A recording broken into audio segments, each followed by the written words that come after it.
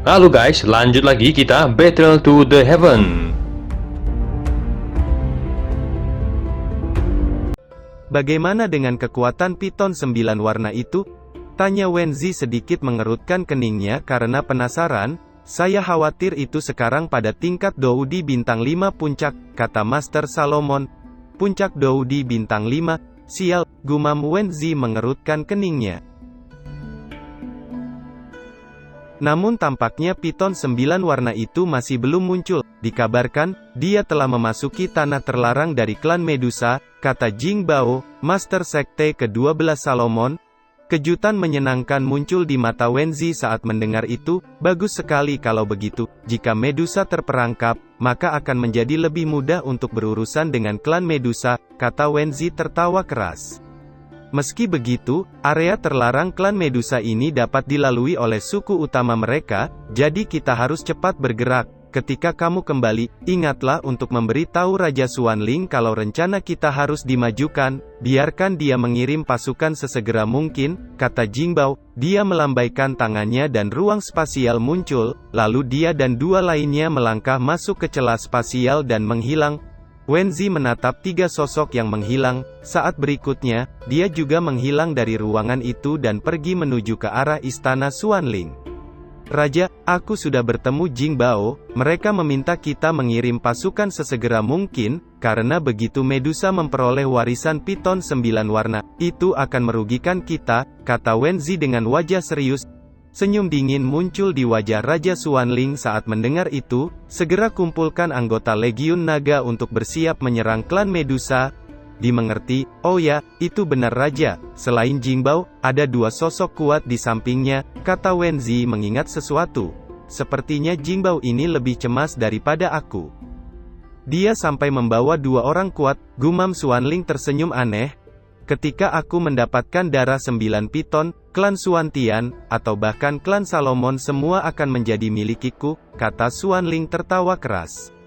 Waktu berlalu, dan di tengah area inti kolam Xuanling, nampak Xiaoyan tengah berendam di air keemasan saat kekuatan emas perlahan mengalir dari segala arah dan memasuki tubuh Xiaoyan. Saat berikutnya, tepat ketika kekuatan emas akan mengalir dan menghilang, Xiaoyan tiba-tiba membuka mulutnya, dan menyerap kekuatan emas ke dalam tubuhnya.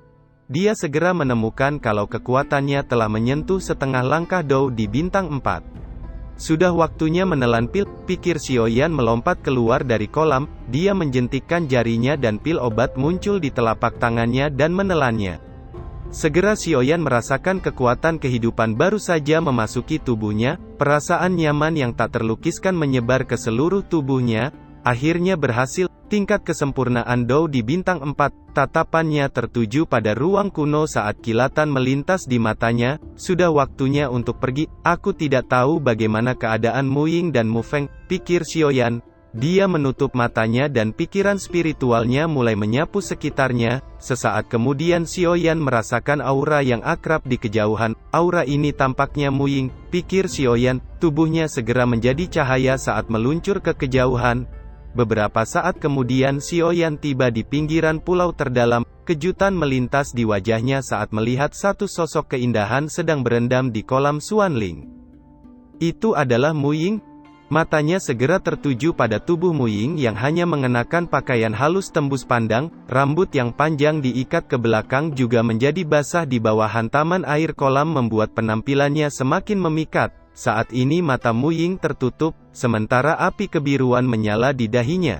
Xiaoyan menjadi linglung sesaat di depan keindahan semacam itu sebelum menarik pikirannya. Sepertinya gadis ini akan menerobos Dou di bintang 5, pikir Xiaoyan. Tubuhnya berkedip dan muncul tak jauh di depan Mu Ying sambil duduk bersila. Sesaat kemudian banyak energi emas dari kolam Xuanling dengan cepat mengalir dan berkumpul di tubuh Mu Ying. Mengikuti energi emas yang berkumpul di tubuhnya, api biru di dahi Mu Ying juga semakin memancarkan fluktuasi yang sangat panas. Api biru ini tampaknya agak tidak normal, pikir Xiaoyan sedikit mengerutkan keningnya saat merasakan fluktuasi panas yang memancar dari dahi Mu Ying. Saat berikutnya, energi putih muncul di tubuh Mu Ying. Apa itu? Pikir Xiaoyan terkejut sesaat dan segera menggunakan kekuatan jiwanya dan menemukan bahwa itu sebenarnya adalah kekuatan pil obat. Tidak heran dia akan menerobos tahap tengah Dou di bintang 5, ternyata kekuatan ramuan obat yang tersisa dan kekuatan kolam Xuanling ini telah membantunya. Meskipun aku tidak tahu pil obat apa itu, peringkatnya pasti tidak akan rendah, pikir Xiaoyan. Energi emas di kolam Xuanling dan kekuatan pil Kaisar Dou terus berkumpul di tubuh Mu Ying membuat aura Mu Ying terus melonjak. Saat berikutnya, Dou Qi di tubuh Mu Ying tiba-tiba melonjak liar menyebabkan kolam nampak bergetar dengan hebat. 30 menit berlalu dan Mu Ying akhirnya mencapai tahap setengah langkah Dou di bintang 5, dan kemudian perlahan membuka matanya. Saat Mu Ying membuka matanya, yang pertama kali muncul di matanya adalah Xiaoyan dengan pedang berat di punggungnya. "Xiaoyan!" seru Mu Ying terkejut. Tanpa diduga, dia menjentikkan jarinya dan beberapa air segera melesat ke arah Xiaoyan. Xiaoyan sedikit terkejut, tubuhnya berkedip dan muncul beberapa meter di belakang menghindari tembakan air yang nampak membeku di udara. Xiaoyan baru saja akan protes ketika dia melihat semburat kemerahan di wajah Mu Ying. "Kamu terlalu dekat," kata Mu Ying. "Sebaiknya kamu berpakaian dulu jika kamu ingin pergi," kata Xiaoyan membalikkan tubuhnya. "Apa kamu sudah selesai?" tanya Xiaoyan, namun bukan jawaban yang diterima Xiaoyan, melainkan angin tajam yang meluncur ke arahnya. "Gadis ini ingin bermain," pikir Xiaoyan saat melihat beberapa panah es meluncur ke arahnya dan sedikit menggelengkan kepalanya. Dia mengepalkan tangannya dan api hijau menyembur keluar dari tangannya akhirnya berubah menjadi bola api hijau besar yang memblokir semua panah es hingga menguap di udara. Senyum tipis muncul di wajah Mu Ying saat melihat itu, segel di tangannya berubah dan Dou Qi biru melonjak di tubuhnya, banyak lubang spasial kecil muncul di langit belakangnya akhirnya menembakkan banyak panah es ke arah Xiaoyan, namun sebelum banyak panah es bisa memasuki area 10 meter di belakang Xiaoyan, ruang di belakang Xiaoyan tiba-tiba berfluktuasi. Akhirnya berubah menjadi perisai penghalang api hijau yang memblokir semua panah es yang tak terhitung jumlahnya. Sementara kedua kekuatan saling menahan, Mu Ying sedikit mengerutkan keningnya dan menekan segel jari ke arah Xiaoyan membuat kecepatan serangan panah-panah es semakin tajam. Mengikuti kecepatan serangan es yang semakin tajam, retakan perlahan muncul dari penghalang api dan mulai menyebar. Senyum muncul di wajah Mu Ying saat melihat itu, tubuhnya melesat ke arah Xiaoyan sambil mengulurkan telapak tangannya yang akan menghantam punggung Xiaoyan. Penghalang api akhirnya hancur dan telapak tangan Mu Ying akhirnya menghantam punggung Xiaoyan, namun hanya mengenai sebuah bayangan. "Ini sebenarnya bayangan," pikir Mu Ying, kejutan langsung muncul di matanya. Di saat yang sama satu suara terdengar di belakangnya, "Aku di sini," kata Xiaoyan saat tubuhnya berkedip dengan cahaya petir saat meluncur ke arah Mu Ying. "Begitu cepat," pikir Mu Ying terkejut, dia berbalik dan mundur dengan cepat sementara segel di tangannya berubah dan penghalang awan es muncul di depannya, namun Mu Ying baru saja mundur beberapa langkah ketika bola api hijau meluncur ke arahnya secepat kilat. Keterkejutan melonjak di hati Mu Ying, pada saat ini dia tak dapat lagi menghindar, namun sebelum bola api bisa menghantamnya, Xiaoyan tiba-tiba muncul dan merangkul pinggang Mu Ying yang halus sambil mengulurkan telapak tangannya dan memblokir bola api hijau hingga lenyap. Wajah Mu Ying nampak terperangah saat melihat Xiaoyan tiba-tiba muncul dan merangkul pinggangnya. Saat ini dia hampir mencapai Dou di bintang 5, namun kecepatan yang ditunjukkan Xiaoyan sangat mengejutkannya. "Apa kamu baik-baik saja?" tanya Xiaoyan tersenyum tipis sambil melepaskan rangkulannya. "Aku baik-baik saja," kata Mu Ying dengan wajah sedikit memerah. "Kecepatanmu itu mengejutkanku," kata Mu Ying. "Aku hanya beruntung," kata Xiaoyan mengusap rambutnya dengan canggung. "Apa kamu berhasil menerobos?" tanya Xiaoyan. "Iya," kata Mu Ying sedikit mengangguk. "Karena kamu berhasil, sudah waktunya untuk pergi," kata Xiaoyan. Selesai berbicara, Xiaoyan berjalan menuju formasi di kejauhan, namun Xiaoyan baru saja berjalan ketika suara Mu Ying terdengar dengan wajah sedikit cemberut. "Tunggu, apakah kamu tidak melihat aku belum sepenuhnya berpakaian?" kata Mu Ying dengan wajah memerah. Xiaoyan terkejut dan baru tersadar, ini benar-benar memalukan, ia telah merangkul Mu Ying dalam pakaian halus seperti itu, pikir Xiaoyan. Untuk sesaat dia menjadi tidak nyaman untuk bergerak, dan menggaruk kepalanya karena malu. "Aku sudah siap," kata Mu Ying datang ke sisi Xiaoyan sambil tersenyum. "Xiaoyan, kamu benar-benar menerobos Dou di bintang 4.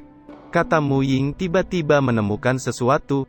Iya, itu hanya sebuah keberuntungan, jawab Xiaoyan mengangguk. Ayo pergi, kata Mu Ying tersenyum. Dia menoleh dan menatap ke arah kolam Xuanling, tampaknya memikirkan sesuatu. Kakak, aku tahu kamu pasti berada di istana bawah tanah kerajaan Xuanling, aku pasti akan datang, tunggu aku, pikir Mu Ying. Ada apa? Tanya Xiaoyan saat melihat ekspresi di wajah Mu Ying. Tidak apa-apa, jawab Mu Ying menarik pikirannya dan melesat ke arah formasi di kejauhan. Gadis ini sepertinya menyembunyikan sesuatu, pikir Xiaoyan sesaat dan kemudian mengikuti Mu Ying. Mereka akhirnya tiba di penghalang formasi yang bersinar dengan cahaya menyilaukan yang menembak ke langit. Apa ini jalan keluarnya? Tanya Mu Ying dengan senang. Sepertinya begitu, kata Xiaoyan. Keduanya baru saja akan melangkah ke cahaya menyilaukan ketika panah kabut hitam meluncur ke arah Xiaoyan. Xiaoyan, hati-hati, kata Mu Ying saat melihat itu. Api biru melonjak di tangannya saat dia memblokir serangan diam-diam itu, namun Mu Ying langsung mundur 2 langkah. Xiaoyan melintas dan muncul di samping Mu Ying dan menahan tubuhnya.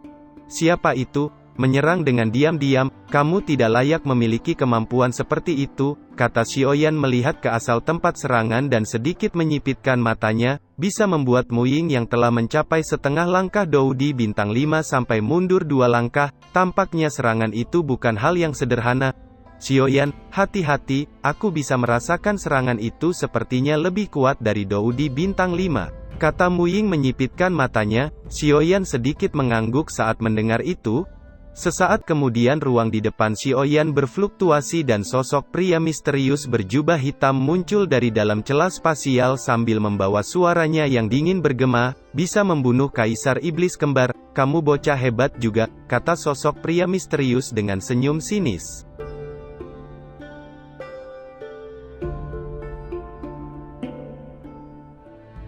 Cerita pun selesai, nantikan spoiler selanjutnya guys. Buat yang belum subrek, dibantu subrek yo guys, biar jalan terus spoilernya.